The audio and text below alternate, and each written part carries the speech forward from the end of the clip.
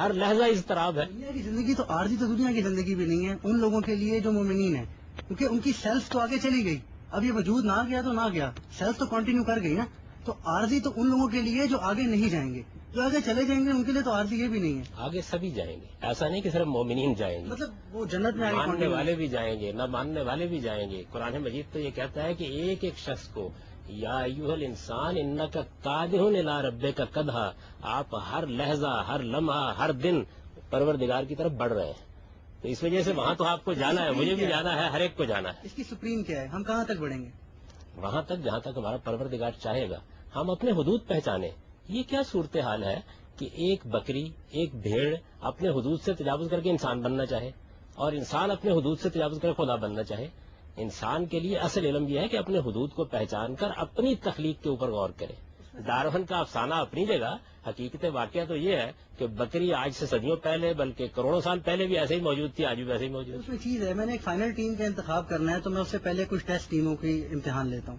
اب یہ تو میں انسان ہوں، مجھے نہیں پتا کہ اچھا کھلاڑی کون ہے، برا کھلاڑی کون ہے. میں امتحان لیتا ہوں تاکہ ایک اچھی ٹیم بنا لوں. اب خدا کے ساتھ یہ معاملہ نہیں ہے. خدا کو پتا ہے کہ اچھا انسان کون ہے، برا کون ہے، کس نے کیا کرنا. تو کیا یہ بہتر نہیں تھا خدا کے لیے کہ ہم جیسے گناہ گاروں کو جنہوں نے دوزخ میں چڑھنا ہے ان کو نکالیں؟ بھائی دوزخ بھرنے کی کیا ضرورت ہے؟ آپ جنت ہی رکھیں، اس میں فائنل جو ڈالنے ان کو ڈال کے ختم کریں سلسلہ. یہ تو آپ نے اپنی کمزوری کا اعتراف کر لیا، اور آپ نے ہم جیسے سارے انسانوں کو گناہ گار کیوں کہہ دیا؟ دنیا میں انبیاء ہیں، صدیقین ہیں، شہداء ہیں، صالحین ہیں، اس انتخاب میں کامیاب ہوئے ہیں.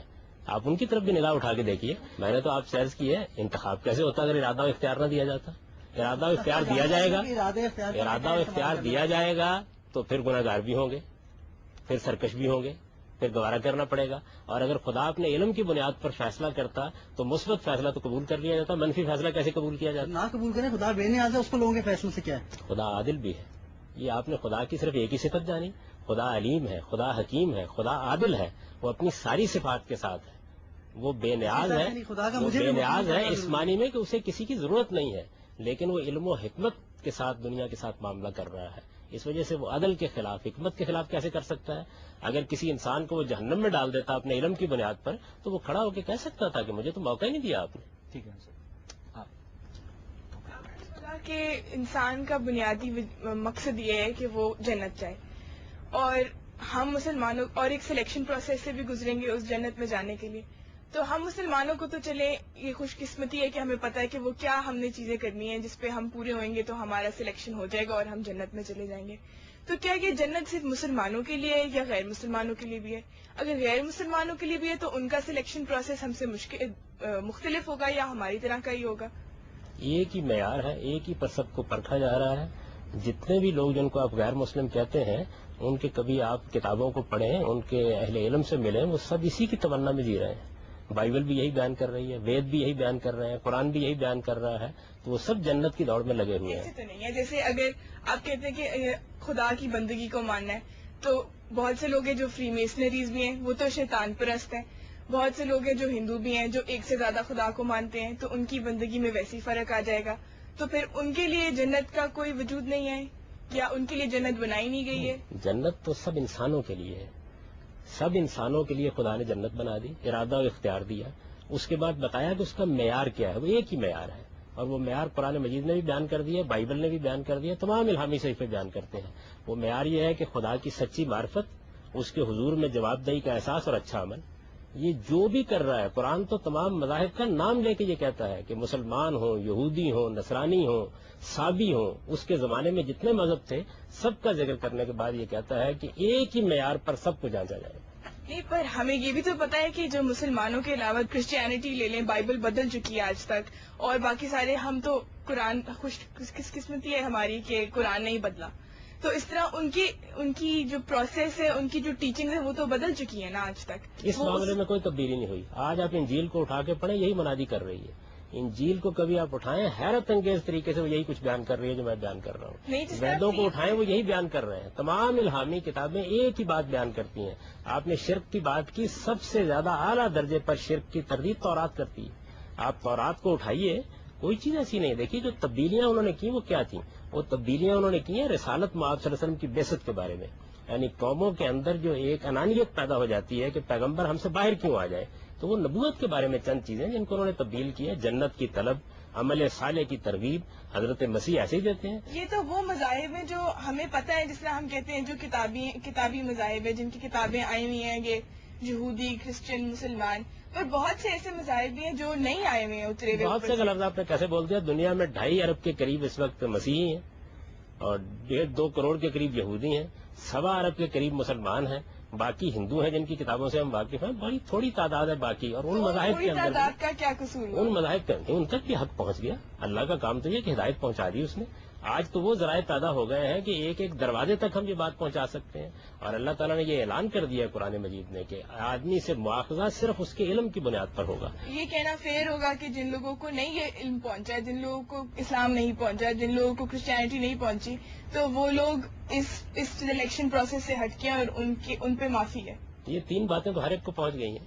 ایک یہ کہ اس کائنات کا ایک پروردگار ہے، ایک یہ کہ مجھے جواب دہ ہونا ہے، اور ایک یہ کہ جواب دہی کی بنیاد کیا ہے؟ اچھا عمل.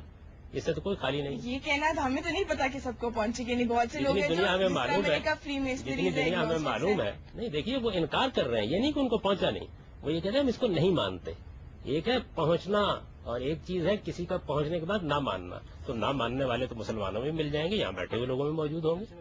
پہنچنے کا عمل ہو چکا ہے، اور پہنچنے کا وہ عمل اس شان کے ساتھ ہوا ہے کہ اس کا اندازہ ہی نہیں کیا جا سکتا. انسان کی فطرت میں اللہ نے یہ علم دیا، گرد و پیش کے ماحول میں یہ علم دیا، انبیاء علیہ السلام کے یہ علم دیا. غامدی صاحب، یہاں پہ میں آج کی گفتگو کو اگلے پروگرام تک موقوف کرتے ہیں. ناظرین، اب تک کی گفتگو کے بعد ایک بات جو کھل کر سامنے آئی ہے وہ یہ کہ مقصد حیات جو روایت بیان کرتی ہے اس کے متعلق ہمارے نوجوانوں کے اذہان میں بہت سارے سوال ہنوز باقی ہیں. لیکن کہیں مقصد حیات کی تعبیروں کا جو اختلاف ہے، کہیں وہ اختلاف کسی لسانی رکاوٹ یا لنگوسٹک بیریئر کا نتیجہ تو نہیں. یہی وہ مرکزی نقطہ ہے جس پہ اگلے پروگرام میں ہم آج ہی کی گفتگو کو اپنے شرکا اور محترم جاوید احمد غامدی کے مابین جاری رکھیں گے. مگر تب تک کے لیے مجھے اور پروگرام غامدی کی پوری ٹیم کو اجازت دیجیے اور دیکھتے رہیے جیو نیوز. آپ نے جنت کی بڑی معمولی سی جھلک دیکھی ہے، وہ بھی آپ کو اس لیے دکھائی گئی ہے تاکہ آپ کچھ اندازہ کر لیں کہ وہاں کیا ملنے والا ہے. ہم جیسے گناہ گاروں کو جنہوں نے دوزخ میں چڑھنا ہے ان کو نکالیں بھائی. دوزخ بھرنے کی کیا ضرورت ہے؟ آپ جنت ہی رکھیں، اس میں فائنل جو ڈال لیں ان کو ڈال کے ختم کریں سلسلہ. خدا اپنی جو پروڈکٹ ہوتی ہے جس کو وہ بناتا ہے اسپیسیفکیشن، اس سے وہ ڈیزائرڈ ریزلٹس اس طرح نہیں لے پاتا جس کی اس سے توقع کی جا رہی ہے. غامدی صاحب، اب انسان ایک کمپیوٹر بناتا ہے. کمپیوٹر کی تخلیق کا مقصد اس کے ذہن میں یہ ہے کہ وہ ڈیٹا سٹور اور پروسیس کرے. مگر اگر کمپیوٹر ایسا نہیں کرتا تو انسان کمپیوٹر کو مورد الزام نہیں ٹھہراتا، بلکہ یہ دیکھتا ہے کہ اس سے اس کی پروگرامنگ میں کہاں غلطی ہوئی. تو جب مخلوق بھی خالق کی منشا کے مطابق عمل نہیں کرتی تو کیا سوال خالق کے اوپر نہیں اٹھایا جانا چاہیے مخلوق کی وجہ؟ کمپیوٹر کی مثال آپ ستاروں سے دیں، سیاروں سے دیں، سمندر سے دیں، پانی سے دیں، ہوا سے دیں. خالق کائنات نے ان کو بنایا، شعور نہیں دیا، اس وجہ سے ان کا کوئی مواخذہ بھی نہیں ہے. ان میں اگر کوئی خرابی ہے تو خالق کائنات اس کو خود ہی دور بھی کرتے ہیں. لیکن انسان کا معاملہ یہ نہیں ہے. انسان کی مثال کمپیوٹر سے نہیں دی جا سکتی. کمپیوٹر تو ایک بے جان مخلوق ہے، اس کے اندر جو کچھ میں نے ڈالا ہے وہ اسی کو دنیا تک پہنچانے کا کام کرتا ہے. میں انسان ہوں، مجھے شعور دیا گیا ہے اور مجھے اپنے شعور کا بھی شعور دیا گیا ہے. یہ شخصیت ہے میری. پہلے اس شخصیت کو دیکھ لیجئے، اس کی مثال اس سے نہیں دی جا سکتی. تو خدا تعالیٰ یہ بتاتا ہے کہ میں نے ایک ایسی مخلوق بنائی ہے کہ جس کے اندر میں نے شعور دیا ہے، جس کے اندر میں نے بصیرت دی ہے، جس کو میں نے سوچنے کی صلاحیت دی ہے، سمجھنے کی صلاحیت دی ہے. اور پھر یہی نہیں، میں نے اس کو اخلاقی شعور دیا ہے. پانا ما فجورا و تقوا، اس کی بنیاد پر مواخذہ کریں. آپ یہ فرما رہے ہیں کہ انسان کمپیوٹر کے اندر جو کچھ فیڈ کرتا ہے کمپیوٹر اس سے آگے نہیں جا سکتا. ویسے آج کل ایک آرٹیفیشل انٹیلیجنس کا بھی تصور فروغ پا رہا ہے. دوسری بات یہ غامدی صاحب، کیا جو پروگرامر ہے جو پروگرامنگ کر رہا ہے، خدا انسان کی پروگرامنگ کر رہا ہے، تو کیا جو چیز انسان کے اندر پروگرام نہیں ہے، جو چیز انسان کے اندر فیڈ نہیں ہے، کیا انسان اس لمٹ کو کراس کر سکتا ہے؟ دیکھیے، بات یہ ہے کہ انسان کے اندر کچھ چیزیں ایسی ہیں کہ جن کی پروگرامنگ کر دی گئی ہے. اب ہم نے جو انسان کے سیل کا مطالعہ کیا ہے اور یہ جانا ہے کہ انسان کیا ہے، تو معلوم ہوا کہ بہت سی پروگرامنگ تو اس کے اندر موجود ہے. ان کے لیے وہ جواب دہ بھی نہیں ہے. جس چیز کے لیے وہ جواب دہ ہے وہ انسان کی وہ شخصیت ہے جو اخلاقی شعور رکھتی ہے. اس کو اللہ تعالیٰ نے بتایا ہے کہ میں نے کسی ایک طریقے سے پروگرامنگ نہیں کی، بلکہ میں نے یہ شعور اس میں ڈال دیا ہے اور اختیار دے دیا اس کا کہ وہ چاہے تو ایک راستہ اختیار کرے، چاہے تو دوسرا راستہ اختیار کرے. اصل میں میرا ارادہ ہے جو مجھے کمپیوٹر سے بھی ممتاز کرتا ہے، مشینوں سے بھی ممتاز کرتا ہے. بات یہ ہے کہ جو انسان ارادہ و اختیار سے بندگی کو اس پہ عمل درآمد کرے، یہ کانسیپٹ پھر بھی یہ مقصد انسان کا نہیں خدا کا مقصد ہے کہ وہ اپنی بنائی ہوئی پروڈکٹ کو چیک کرے کہ وہ ایسا کرتا ہے کہ نہیں. دیکھیے خدا نے تو آپ کو صلاحیت دے دی، علم دے دیا، ہدایت دے دی، اور پھر آپ کو شعور دے دیا، ارادہ و اختیار دے دیا جس کے ذریعے سے آپ جس راستے کا چاہیں انتخاب کر سکتے ہیں. وہ کب چیک کرے گا؟ قیامت میں، یعنی جب دنیا سے ہم رخصت ہوں گے تو اس وقت ہمارا اعمال نامہ ہمارے سامنے آ جائے گا، اور اللہ تعالیٰ یہ کہتے ہیں کہ اس میں تم پر ثابت کر دوں گا کہ میں نے ذرہ برابر ظلم نہیں کیا. تمہاری شخصیت، تمہارے ہاتھ پاؤں، تمہارے محرکات، تمہاری نیتیں، تمہاری صلاحیتیں سب تمہارے سامنے آ جائیں گی، ایک ایک چیز حجت بن کر کھڑی ہو جائے گی. تم خود اعتراف کرو گے کہ یہاں میں نے جانتے بوجھتے غلطی کا ارتکاب کیا ہے، اس کے بعد سزا دوں گا. اگر ادنا درجے میں بھی کوئی معذوری ہوئی، علم کی کمی ہوئی، یا تمہاری اپنی کوئی غلطی نہیں تھی اس میں، اس پر کوئی معاوضہ نہیں کروں. صاحب آپ فرما رہے ہیں کہ انسان کو کوئی سزا نہیں دی جائے گی جو معذور ہوگا، تو ہم صاحب یہ بات بھی سمجھ میں آتی ہے کہ ظاہر ہے اس کے پاس وہ صلاحیت ہی نہیں تھی. دوسری بات یہ ہے صاحب کہ انسان کا جو ارادہ اور اختیار ہے، تو کیا اس سے جو خدا کے مستقبل کا علم ہے وہ اثر انداز نہیں ہوتا؟ نہیں، بالکل اثر انداز نہیں ہوتا. دیکھیے خدا کے مستقبل کا علم جو ہے وہ مجھ پر مؤثر نہیں ہوتا. یعنی اگر تو خدا اپنے علم کو مؤثر کر دے تو پھر میں جواب دہ نہیں ہوں. وہ اپنے علم کو مجھ پر مؤثر نہیں ہونے دیتا. یعنی وہ یہ جانتا ہے کہ نتیجہ کیا نکلے گا، لیکن میرے اندر وہ کوئی ایسی تبدیلی پیدا نہیں کرتا کہ میں اس کے علم کے لحاظ سے اپنے اندر کوئی تبدیلی پیدا کروں. مجھے تو پورا اختیار دیا گیا ہے اور اس اختیار کو میں استعمال کرتا ہوں. میں یہ کہتا ہوں کہ یہ ساری بحث ہم مذہب پر جب گفتگو کرتے ہیں تو اٹھا دیتے ہیں، پوری کی پوری دنیا میں اسی اصول پر چلا رہے ہیں. یعنی ہم دنیا کے اندر یہ فیصلہ کرتے ہیں کہ جبر کتنا ہے، اختیار کتنا ہے. دنیا میں یہ فیصلہ کرتے ہیں کہ کون سزاوار ہے اور کون سزا کا مستحق نہیں ہے. یہ سارے فیصلے ہم روزمرہ کر رہے ہیں. ہماری پوری حکومتیں اس پر کام کر رہی ہیں، اقوام متحدہ اس پر کام کر رہی ہے، عدالتیں اس پر کام کر رہی ہیں. آپ نے کبھی آج تک کسی بیل کو عدالت میں بلایا ہے کہ آیا آپ جواب دیں یہ فلاں آدمی کو سینگ کیوں مار دیا تھا؟ آپ بیل والے کو بلاتے ہیں. کیا وجہ ہے؟ آپ بھی جانتے ہیں کہ بیل شعور نہیں رکھتا، اگرچہ ایک حیوان ہے. آپ شعور رکھتے ہیں، آپ ارادہ رکھتے ہیں، آپ اختیار رکھتے ہیں، اس لیے آپ کو بلا لیا جاتا ہے. خالق نے انسان کو کیوں پیدا کیا اور اس کی پیدائش سے خالق کی اسکیم پر کیا اثر پڑا؟ ناظرین اس پر ہم گفتگو کا سلسلہ آگے بڑھائیں گے، لیکن اس سے پہلے وقت ہوا ایک بریک کا. حاضر ہوتے ہیں بریک کے بعد.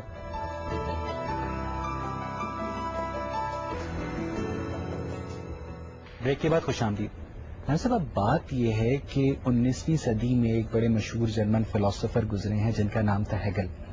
انہوں نے ایک نظریہ دیا کہ انسان نے خدا کو نہیں بلکہ خدا کو انسان نے اپنے وجود پر، اپنے عکس پر تراشا ہے. اب انسانوں کے خدا کو بھی غصہ آتا ہے، انسانوں کا خدا پیار بھی کرتا ہے، انسانوں کا خدا رحم بھی کرتا ہے. اور فلسفیوں کے بقول اگر اونٹوں کا خدا ہوتا تو ان کا خدا اونٹوں جیسا ہوتا.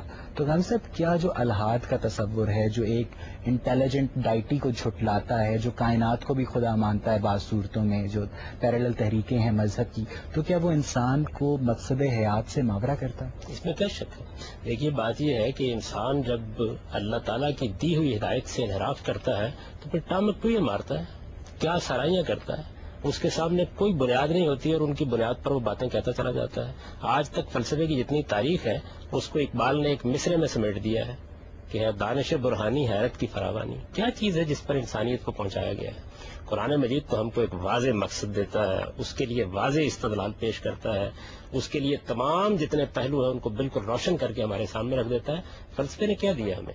آپ ڈائلاگز آف پلیٹو کو پڑھیے، آپ اس کے بعد دیکارت کو پڑھیے، ہیگل کو پڑھیے، کانٹ کو پڑھیے. معلوم ہوتا ہے کہ ایک ہی چیز جس کے بارے میں ایک شخص آسمان کے کلاوے میں لا رہا تھا دوسرے نے اس کو زمین پر گرا دیا ہے. اور پھر بنیاد کیا ہے؟ دیکھیے سائنس کی تو پھر کوئی بنیاد ہے کہ وہ مادے پر تحقیق کرے گی، تجربہ کرے گی، مشاہدہ کرے گی، آپ کو نتیجہ نکال کے دے دے گی. فلسفے کے پاس تو سوائے کیا سرائی کی اور کوئی چیز ہی نہیں ہے. اور اب سائنس نے کچھ تھوڑا بہت سہارا دیا ہے تو مزید آگے بڑھ کے کچھ بات کرنے کی پوزیشن پیدا ہوئی ہے. فلسفے کی موت واقع ہو گئی اسی وجہ سے کہ اس نے اس دائرے میں قدم رکھا جس دائرے کے اندر انسان کی رسائی نہیں ہے. جب سارتر نے ایگزسٹینشلزم کا تصور دیا، اس کے بعد 18ویں صدی میں اسپائنوزا نے ایک ڈسکورس کریٹ کیا. ہم سب اس وقت دنیا کا جتنا بھی فلسفہ ہے وہ پوسٹ ماڈرنزم کے راستے واپس نیچر ورشپ پہ یعنی فطرت پرستی کی جانب لوٹتا دکھائی دیتا ہے. لیکن وہ لوگ بھی ایک واضح طور پر انسان کی تخلیق کے مقصد کو یعنی انسانی زندگی کے مقصد کو زندگی ہی قرار دینے پر مصر ہے. یہ کیا مقصد ہوا؟ یعنی اس کا مطلب تو یہ ہے کہ جو آپ کے سامنے نظر آ رہا تھا آپ نے اس کو مان لیا، پھر اس کے اوپر 10 سوالات پیدا ہوتے ہیں. اگر انسان کا مقصد یہی ہے تو مجھے ابدیت کا شعور کیوں دیا گیا ہے؟ اگر میرا مقصد یہی دنیا کی زندگی ہے تو میرے اندر لامتناہی آرزویں کیوں پیدا کی گئی؟ کہتے ہیں کہ یہ شعور نہیں، یہ خواہش ہے. صدیوں سے انسان آب حیات کی تلاش میں مارا مارا پھرتا رہا ہے. گلگامش کا جو قصہ ہمیں پڑھایا جاتا ہے